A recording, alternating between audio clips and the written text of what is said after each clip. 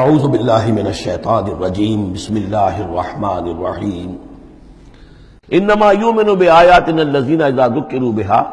میری ایمان رکھنے والے تو ہماری آیات پر وہ لوگ ہیں کہ جب انہیں ہماری آیات کے ذریعے سے تذکیر کی جاتی ہے، نصیحت کی جاتی ہے، انہیں سنائی جاتی ہے، خروا سجدا، وہ سجدے میں گر پڑتے ہیں، وسبحوا بحمد ربہم، اور وہ اپنے پروردگار کی حمد کے ساتھ تسبیح کرتے ہیں، وہم لا یستکبرون، اور وہ گھمنڈ نہیں کرتے، تکبر نہیں کرتے۔ یہ آیت سجدہ ہے۔ تتجافی جنوبہم عن المضاجع، رات کے اوقات میں ان کے پہلو بستروں سے دور رہتے ہیں، علیحدہ رہتے ہیں رات کو۔ یبیتون لربہم سجدا وقیاما، ایک تو وہ شخص ہے کہ ساری رات پڑا سوتا رہتا ہے، اور ایک وہ ہے کہ جو وقفے سے اٹھتا ہے، اللہ کو یاد کرتا ہے، کبھی کھڑا ہے، کبھی سجدہ کر رہا ہے۔ تو ان کے پہلو جو ہیں وہ ان کے بستروں سے علیحدہ رہتے ہیں۔ یدعون ربہم خوفا وطمعا، اپنے رب کو پکارتے رہتے ہیں، دعا کرتے رہتے ہیں اپنے رب سے، خوف کے ساتھ بھی اور طمع کے ساتھ بھی۔ انہیں امید بھی ہوتی ہے، لالچ بھی ہوتا ہے کہ اللہ تعالیٰ رحم فرمائے، مغفرت فرمائے، لیکن ڈر بھی رہتا ہے کہ کہیں ہماری پکڑ نہ ہو جائے۔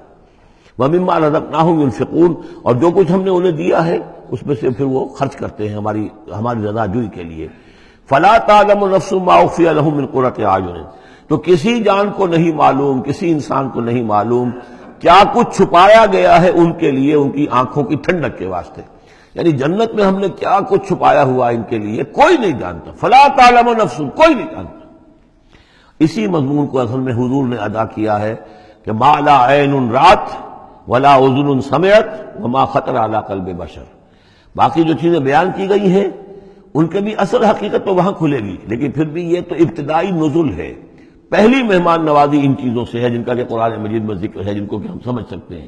اصل نعمتیں جو جنت کی ہیں وہ تو یہ فلا تعلم نفس، کوئی نہیں جانتا کیا کچھ چھپایا گیا ان کے لیے، اللہ تعالیٰ نے کیا کچھ تیار کر کے رکھا ہوا ہے ان کی آنکھوں کی ٹھنڈک کا سامان۔ جزاء بما كانوا يعملون، وہ بدلہ ہوگا ان کے اعمال کا۔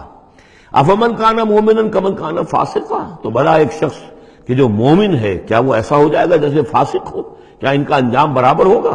لا یستوون، نہیں وہ برابر نہیں ہو سکتے۔ اما الذین آمنوا وعملوا الصالحات، یقیناً وہ لوگ جو ایمان لائے اور جنہوں نے نیک عمل کیے، فلہم جنات المأویٰ، ان کے لیے تو وہ باغات ہیں جہاں ان کو ٹھکانہ دیا جائے گا۔ نزلا بما كانوا يعملون، اور یہ ہوگی ان کی ابتدائی مہمان نوازی۔ نزول عربی میں کہتے ہیں مہمان جیسے ہی آئے، نزیل اترا ہے وہ اپنی سواری سے، گھوڑے پہ آیا ہے، اونٹ پر آیا ہے، آپ کے دروازے کے سامنے آ کر وہ اترا ہے، اونٹ کو بٹھایا ہے، اس سے اترا ہے، یا آج کار سے اتر رہا ہے۔ تو اب یہ نزیل ہے اس وقت۔ اس نزیل کے لیے نزول فوری طور پر، موسم کے اعتبار سے ٹھنڈا ہے یا گرم ہے، آپ فوری طور پر لاتے ہیں، یہ نزول ہے۔ پھر وہ اب آپ کے پاس ٹھہر گیا ہے، آپ نے اس کے لیے کمرے کا بندوبست کیا ہے، وہ وہاں پر اس نے استراحت کی ہے، اب آپ نے اہتمام کے ساتھ اس کے لیے کھانا تیار کروایا، یہ ہے ضیافت۔ ضیف اب بنا ہے وہ، تو جیسے آیا ہے وہ نزیل ہے، اور جب گھر میں آپ کے ٹھہر گیا تو اب ضیف ہے، وہ پھر ضیافت ہوگی۔ تو وہ چیزیں جو ہے ما لا عین رأت ولا اذن سمعت وما خطر علی قلب بشر، یہ اصل میں ضیافت خداوندی ہے، اور یہ نزل ہے جس کا ذکر قرآن مجید میں اس تفصیل سے آیا ہے۔ وَأَمَّا الَّذِينَ فَسَقُوا فَمَأْوَاهُمُ النَّارُ، اور جو لوگ سرکش تھے اور جنہوں نے نافرمانی کی تھی ان کا ٹھکانہ آگ ہے۔ كُلَّمَا أَرَادُوا أَن يَخْرُجُوا مِنْهَا، جب بھی وہ چاہیں گے کہ وہاں سے نکل بھاگیں، أُعِيدُوا فِيهَا، پھر انہیں اسی میں لوٹا دیا جائے گا۔ وَقِيلَ لَهُمْ ذُوقُوا عَذَابَ النَّارِ الَّذِي كُنتُمْ بِهِ تُكَذِّبُونَ، اور ان سے کہا جائے گا چکھو اب مزہ اس عذاب کا، آگ کے عذاب کا جس کو تم جھٹلاتے رہے تھے۔ وَلَنُذِيقَنَّهُم مِّنَ الْعَذَابِ الْأَدْنَىٰ دُونَ الْعَذَابِ الْأَكْبَرِ لَعَلَّهُمْ يَرْجِعُونَ۔ یہ ہے آیت نمبر 21 اس سورہ مبارکہ کی، اور آیت نمبر 41 تھی سورہ الروم کی۔ ظہر الفساد فی البر والبحر بما کسبت ایدی الناس لیذیقہم بعض الذی عملوا لعلہم یرجعون، ہم لوگوں کے کرتوتوں کے کچھ اعمال کی سزا دنیا میں دے دیتے ہیں، شاید کہ یہ جاگ جائیں، ہوش میں آ جائیں اور یہ لوٹ آئیں، پلٹ آئیں، توبہ کریں۔ یہاں فرمایا ہم لازماً انہیں چکھائیں گے مزہ چھوٹے عذاب کا، ادنا، عذاب الادنا، دون العذاب الاکبر، اس بڑے عذاب سے پہلے۔ لعلہم یرجعون، شاید کہ یہ جاگ جائیں، شاید کہ ہوش میں آ جائیں، شاید کہ لوٹ جائیں، شاید کہ توبہ کریں۔ یہ بات جو ہے آ چکی ہے کہ رسول جب بھی بھیجے جاتے تھے تو اللہ تعالیٰ کی طرف سے اس قسم کی تنبیہات کا سلسلہ آتا تھا تاکہ لوگ بیدار ہیں۔ وَمَنْ أَظْلَمُ مِمَّنْ ذُكِّرَ بِآيَاتِ رَبِّهِ ثُمَّ أَعْرَضَ عَنْهَا، اس سے بڑھ کر ظالم کون ہوگا جس کو نصیحت کی گئی اب اس کے رب کی آیات کے حوالے سے پھر بھی اس نے اعراض کیا۔ یعنی ایک تو نصیحت کوئی کر رہا ہے وہ اپنا جو فلسفہ بھگار رہا ہے یا کوئی اپنی عقل لڑا رہا ہے، اپنی منطق لڑا رہا ہے، ایک یہ کہ اللہ کی آیات کے ذریعے سے تذکیر کر رہا ہے، پھر بھی اس سے اعراض کرے ثم اعرض عنہا انا من المجرمین منتقمون، ایسے مجرموں سے تو ہم انتقام لے کر رہیں گے۔ وَلَقَدْ آتَيْنَا مُوسَى الْكِتَابَ فَلَا تَكُنْ فِي مِرْيَةٍ مِّن لِقَائِهِ، اور ہم نے موسیٰ کو کتاب دی تھی، اور یہ جملہ متردہ بیچ میں آیا ہے کہ اے نبی آپ بالکل شک میں نہ رہیے اس کی ملنے سے یا اس کی ملاقات کے۔ اس کا ایک ترجمہ یہ کیا گیا ہے کہ شب معراج میں حضرت موسیٰ سے بھی حضور کی ملاقات ہوئی تھی، تو اس کی طرف اشارہ ہے کہ آپ کی جو ملاقات ہوئی تھی وہ موسیٰ ہی سے ہوئی تھی، اس میں کوئی شک نہ کیجیے۔ لیکن زیادہ جو قرین قیاس ہے اور جو سیاق و سباق کے ساتھ مناسبت رکھتا ہے وہ یہ ہے، تو اے نبی آپ بالکل کوئی شک نہ رکھیں اس بات میں کہ جو کتاب موسیٰ کو دی گئی تھی وہ واقعتاً اللہ کی طرف سے تھی، کتاب کا ملنا اللہ کی طرف سے تھا، اور اس قرآن کا ملنا جو آپ کو ملی ہے یہ بھی اللہ کی طرف سے ہے، اور حضور سے خطاب کرتے ہوئے بھی در حقیقت یہاں پر روح سخن جو ہے وہ لوگوں سے ہے کہ تم کوئی شک نہ کرو کہ تورات اللہ نے ہی دی تھی حضرت موسیٰ کو، اور قرآن اللہ ہی نے دیا ہے محمد کو صلی اللہ علیہ وسلم۔ وَجَعَلْنَاهُ هُدًى لِبَنِي اسرائیل، اور اس کو ہم نے ٹھہرایا تھا، بنا دیا تھا ہدایت، رہنمائی بنی اسرائیل کے لیے۔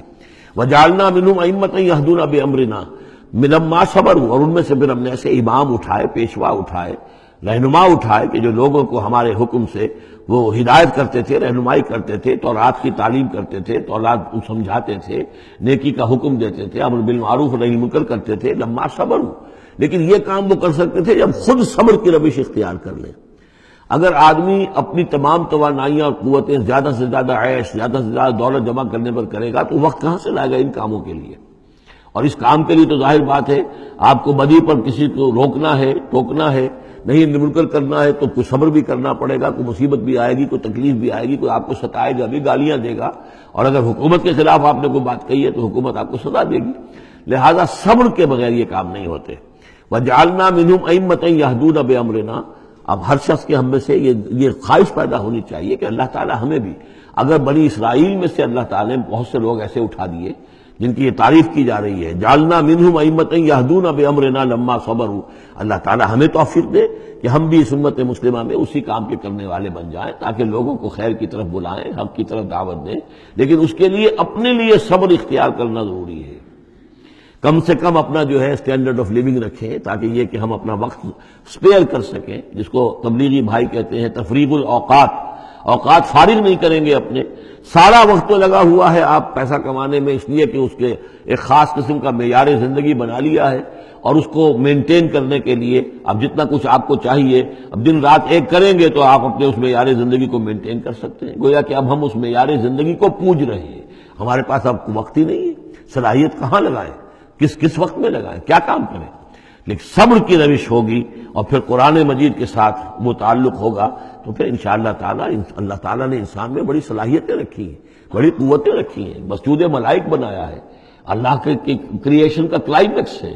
یہ، تو اللہ تعالیٰ کی یوں سمجھیے کہ تخلیق کا نقطہ عروج ہے، تو اس کے اندر صلاحیتیں ہیں، آدمی ارادہ کر لے، ہمت کرے، فیصلہ کر لے تو پھر یہ کہ اللہ تعالیٰ جو ہے اس کے لیے راستے کھول دیتا ہے۔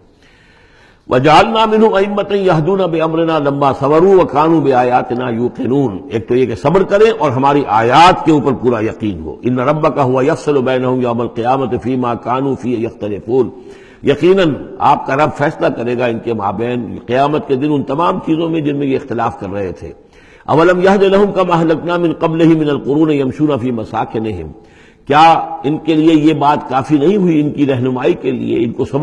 سبق دکھانے کے لیے کہ ان سے پہلے ہم نے کتنی ہی بستیوں کو اور کتنی ہی نسلوں کو جو ہے ہلاک کیا ہے،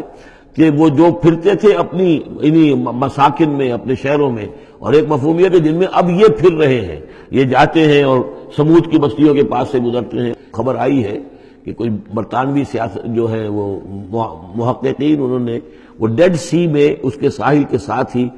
اور پانی کے نیچے وہ آثار موجود ہیں اس شہر کے کہ جس کی طرف حضرت لوط علیہ السلام کو بھیجا گیا تھا۔ تو خبر میں یہ ہے کہ قرآن اور تورات کی جو بات ہے اس کی تصدیق ہو گئی ہے، لیکن وہ بستی جو ہے میرا بھی گمان یہی تھا کہ وہ جو ہے اصل میں سمندر کے اندر آ چکی ہے، اور شاید اسی لیے ڈیڈ سی اس کا نام ہو کہ پورے شہر جو ہے بڑے ہوئے وہ اس کے اندر دھنس گئے ہیں، اور گویا کہ سب کے سب اسی کے اندر جو ہے ان کی قبر بن گئی ہے، وہ پانی کی قبر کے اندر وہ دفن ہوئے ہیں۔